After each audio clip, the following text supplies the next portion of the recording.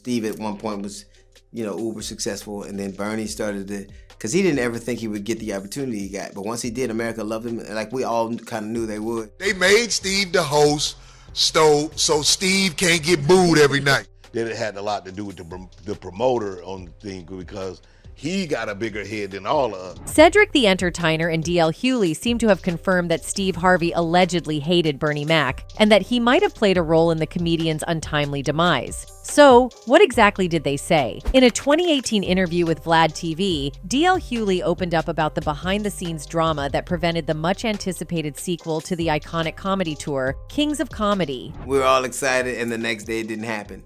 And essentially, Bernie, felt like he didn't want to do it anymore. He was on his own path, and Steve, so. Hughley revealed that a feud between Bernie Mac and Steve Harvey was a significant factor in the cancellation of the potential tour. The comedian reminisced about the excitement that surrounded the idea of a second Kings of Comedy tour. Hughley shared that the initial enthusiasm among the comedians quickly faded away, mirroring the fleeting nature of Chris Paul's stint with the Lakers. The disappointment stemmed from Bernie Mac's decision to walk away from the project, citing personal reasons and a desire to pursue his own path. DL Hughley recalled a moment at the golf course where plans for the tour were being discussed, only to be abruptly halted the next day. It became evident that Bernie Mac's reluctance to continue with the project had led to the tour's cancellation. Hughley went on to disclose that the root cause of the conflict between Bernie Mac and Steve Harvey was rooted in the differing levels of network support they were receiving at the time. According to Hughley, Steve Harvey was basking in network love, while Bernie Mac was struggling to secure similar opportunities. As the dynamics shifted, Bernie Mac eventually started receiving the recognition he deserved, and with newfound success, he decided to make his own choices. The comedian highlighted that the was not malicious, but rather a consequence of evolving circumstances and individual career trajectories. DL Hughley acknowledged that Steve Harvey's early success might have fueled the initial tension, but as Bernie Mac started receiving his due recognition, the dissipated. Meanwhile, Cedric the Entertainer seems to have confirmed Hughley's claims. They both alpha males, they both, they just saw it different. In a 2022 episode of three-time Super Bowl champion Shannon Sharpe's podcast club Shay Shay, actor-comedian Cedric the Entertainer briefly opened up about the historical run of the stand-up comedy film and the controversy that came along with it, on and off the iconic stage. According to Cedric the Entertainer, it looks like egos may have brought on a sense of competition for the two men. When asked if it was true about the comics butting heads while taping, Cedric said, yeah, they were the kind of guys that they both alpha males. They just saw it different, you know what I'm saying? But at the end of the day, they was able to get through it. The Steve Harvey Show co-star continued by letting us in on whether or not the feud is what eventually caused the entertainment quartet not to reunite for another tour. I think, of course, that was, definitely a contributing circumstance. But I also think that it had a lot to do with promoter on the thing because he got a bigger head than all of us. The dude that put us all together started to really think it was about him, so it started to be that. So it was a lot of those kinds of elements. Is that one of the reasons why you didn't do?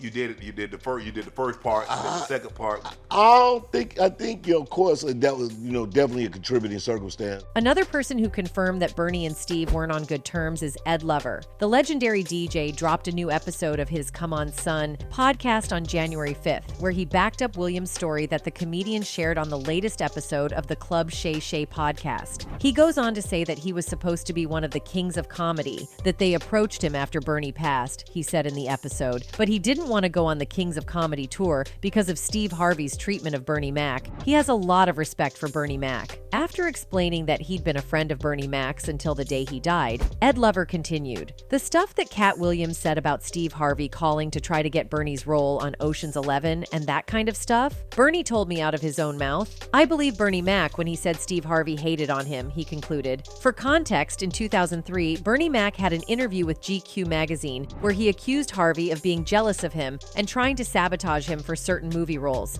Harvey acknowledged his feelings about the GQ article and admitted his anger about it. "I was upset at first because it just wasn't true," said Harvey. "Me and Bernie had a lot of good times together, and then this article in GQ came out and put all this vicious stuff in there." Harvey also acknowledged that he spoke with Mac about the interview. B said he never said it. "I had to take him at his word for it." After Mac's passing, Harvey revealed that his widow, Rhonda McCullough, helped him get beyond the feud. Rhonda, of all people, knows the truth. It was a cleansing moment for me because I was able to let go of a lot of stuff. No one knows what was actually behind the However, Harvey's admission of having a cleansing moment might imply that something was there indeed. At the same time, another person who has spoken about Steve's with Bernie is Corey Holcomb. In a 2019 interview, comedian Corey Holcomb pulled back the curtains on the iconic Kings of Comedy tour, shedding light on the dynamics that led to Steve Harvey's position as the headliner. Holcomb provided a candid account of Harvey's journey, suggesting that despite initial struggles, Harvey managed to carve a successful path through unconventional means. Holcomb revealed that due to Harvey's frequent struggles on stage, the tour organizers decided to shift him from the headlining spot to the role of the host. This move was intended to spare Harvey from potential nightly booing and ensure the smooth flow of the show. They made Steve the host,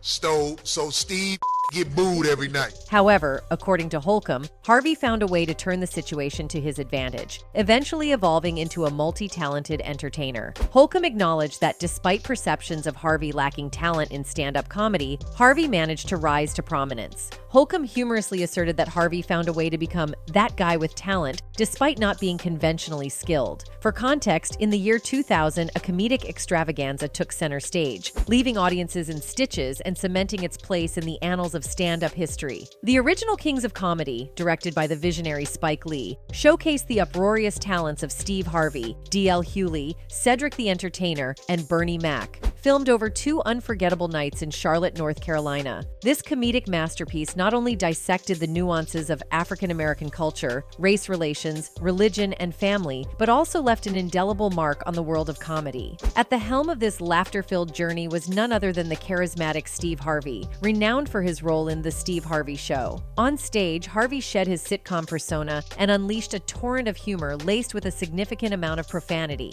As the master of ceremonies, Harvey received 3 short sets, each a comedic roller coaster ride through his unique perspective. Harvey's finale set was a masterclass in audience interaction, as he playfully stole a coat from an unsuspecting spectator, all while questioning the unlikely profession of the thuggish-looking owner. Delving into his upbringing within the church, Harvey hilariously critiqued the inefficiency of Black church building funds and regaled the audience with anecdotes of Sister Odell's comical attempts at hymn singing, interspersed with lyrics from popular television theme songs. Following Harvey's uproarious sets was DL Hughley, star of The Hughleys, whose comedic prowess lay in his astute observations on Black American family dynamics, particularly those rooted in the South. Hughley skillfully navigated the disparities between Black and white experiences, humorously asserting that activities like skydiving were off-limits to Black individuals, given the inherent risks they faced in their daily lives. The comedian also introduced the audience to the humorous game of Helicopter Man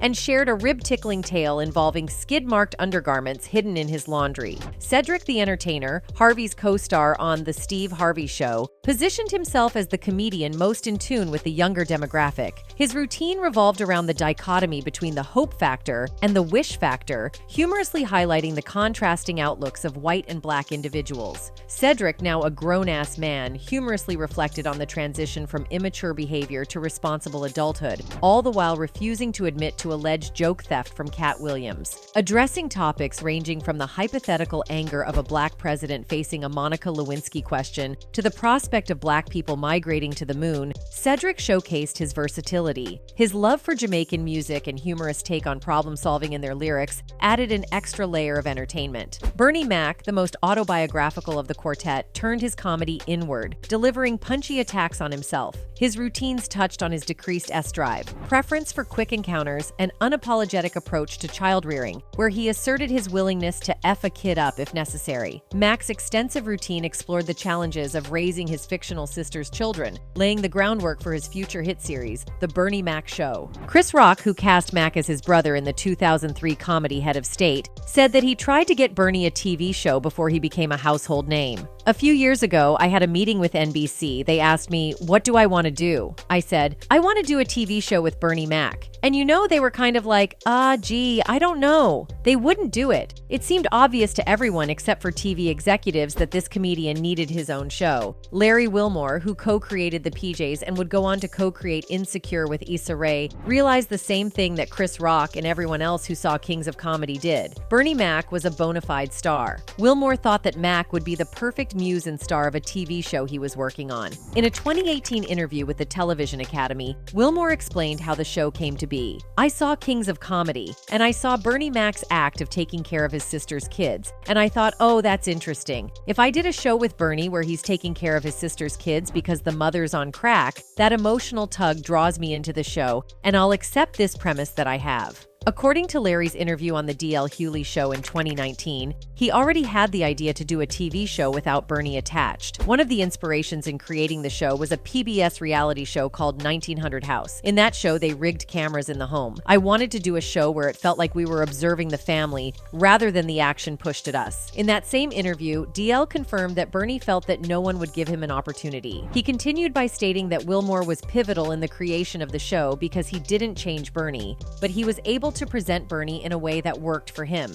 Wilmore added that because of his show, The PJs, he knew he wanted to do a non-animated sitcom. So after seeing the original Kings of Comedy, he approached Bernie with the idea, and he loved it. So did Fox. Wilmore's goal was to show a different side of Bernie, which is why he says that the single camera format was so important to the show. Bernie as a comedian on stage is very dynamic. If I had him up in front of an audience, I'd be competing with that version of Bernie, and it'd be no competition. I would lose. But if I were doing a single camera show, I could have a more intimate portrait of Bernie that doesn't compete with the outsized version of him on stage, and viewers could get to know him in a different way. The Bernie Mc Show premiered on Fox in November 2001 to decent ratings. The first season averaged 9.5 million viewers, and the show was critically acclaimed. Larry Wilmore won an Emmy Award for writing the pilot episode, and the series won a Peabody Award for the first season as well. That year, Bernie himself was nominated for an Emmy, Golden Globe, and NAACP Image Award for Best Actor in a Comedy Series.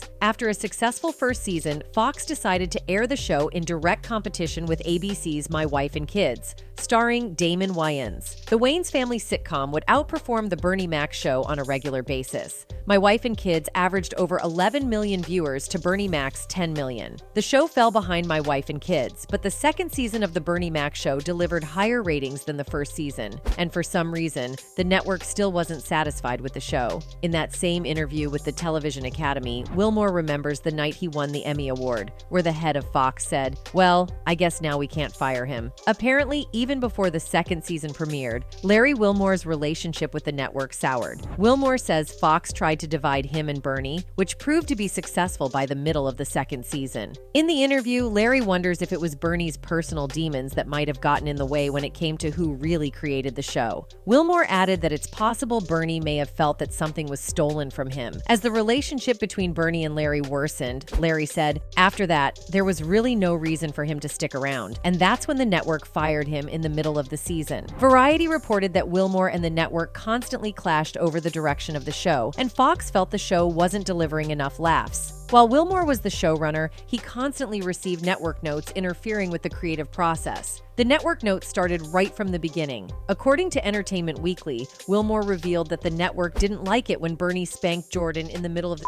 store in the pilot episode. Larry responded, "Sorry, white people, but black people spank their kids," then proceeded to ignore the note. Eventually, tensions between Wilmore, Bernie, and Fox got to the point of no return, and Fox fired Wilmore halfway through season 2. After Wilmore's firing, the network pushed the show's time slot back an hour. The show was no longer competing with My Wife and Kids, giving it a ratings boost. The Bernie Mac show now followed American Idol, giving it even better ratings than the first season. A 2003 article in TV Guide details Mac's feelings towards Wilmore's firing. "You know, networks. Similar backstage battles have been going on for a long time, but the situation with Larry was something that he chose to do. Larry was an instrumental part of the Bernie Mac show. He really shaped it, but there really wasn't anything he could do after season 2. The Bernie Mac show would last for another 3 years on Fox, but the ratings would continue to decline due to the constant shuffling of the show's time slot. First, it was on Wednesdays, and they moved the show to Sundays, then Mondays, and back to Wednesdays before finally settling on Fridays. Fans found it hard to keep up. The final season season of the show averaged 3.6 million viewers. Despite the show's low ratings, the show won 3 consecutive NAACP Image Awards for Outstanding Comedy Series. Bernie himself would take home 4 straight NAACP awards for Outstanding Actor in a Comedy Series. The series aired its final episode on April 14, 2006. Throughout its run, The Bernie Mac Show had tugged on the heartstrings of millions of viewers who identified with Bernie in his style of parenting. Yes, the series is based on the comedy of Bernie Mac, but like DL said, Larry was able to present Bernie in a very specific, unique, and digestible format for all Americans to see.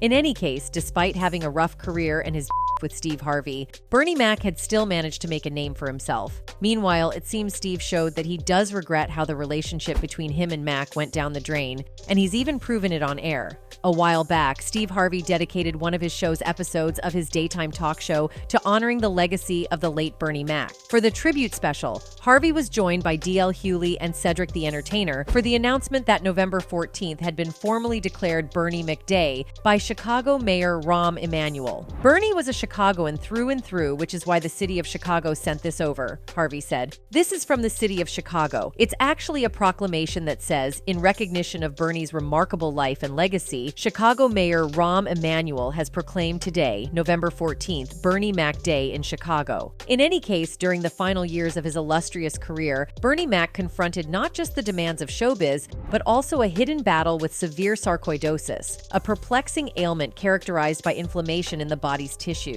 This revelation marked a poignant turning point in the life of the beloved comedian, as he grappled with the relentless challenges posed by his health while striving to continue his remarkable journey in the world of entertainment. On March 19, 2007, during an appearance on the CBS Late Show with David Letterman, Bernie Mac made an announcement that would reverberate throughout the entertainment industry. With candor and a hint of resignation, he shared his decision to retire from the career that had spanned 3 decades. He expressed his desire to savor life outside the spotlight, revealing how he yearned to relish the simple joys he had missed along the way. "I'm going to still do my producing, my films," Mac told Letterman, "but I want to enjoy my life a little bit." In his heartfelt conversation with Letterman, Bernie Mac reflected on his early days as a street performer, recalling a time when he was just a struggling artist honing his craft. "I missed a lot of things, you know," he confided to Letterman. "I was a street performer for 2 years. I went into clubs in 1977 and was on the road 47 weeks out of the year." Despite the toll that his extensive career had taken on him,